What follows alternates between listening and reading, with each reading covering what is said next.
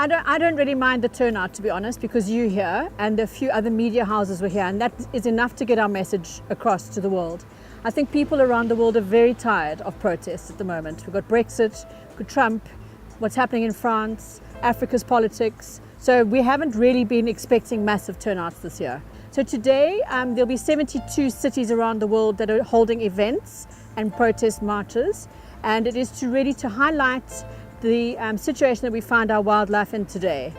And we are asking our governments around the world to take note of CITES COP18, which is about to happen in Colombo in Sri Lanka. So our call out is about various things, such as South Africa wanting to sell ivory, Botswana wanting to sell ivory, about not closing down trophy hunting, about South Africa proposing to ask to open the international trade in rhino horn, and it is to ask our government to shut down the captive lion bred industry.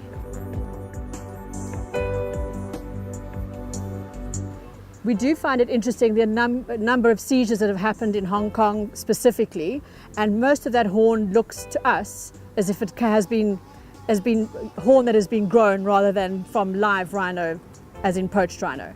But after that haul we saw last week of 29 million rand, it was quite evident that that was stockpiled horn, old horn with DNA testing kit on it, etc. So it's come from somewhere. I mean, there have been some people saying it's come from the Kruger National Park stockpile. There's some that says from Ezinvelo. So it's very interesting. John Hume. So he needs to have international trade, and his Swaziland will be opening that question again at CITES. And we know what happened last time. It was an embarrassment. So Riley will be opening it again, and we think that South Africa will second it, with Namibia obviously, and Mozambique, the usual suspects.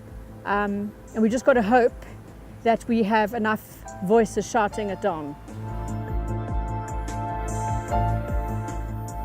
The Ndlovu sentencing that took place in Grahamstown recently was an incredible achievement from all sides. The case was really well investigated. The cases were really well investigated. The investigating officer and his team collected the most incredible evidence. We had an analyst whose name can't be mentioned, who is possibly the top analyst in the world, who was able to pinpoint those people in the places that they were in connection to the crimes. The evidence was irrefutable. The men got the sentencing that they deserved. And whilst I'm not sure that it will send a message out to poachers, it does make the people who suffered, the owners of those rhino, the police, the vets, it does make them feel a little bit better that at least at last there was an example of how justice should be carried out. The pangolin, as we know now, is the most trafficked mammal in the world. And I'm surprised that there are any left, to be honest with you. The last two hauls of seizures we had in the last 2 weeks, it beggars belief.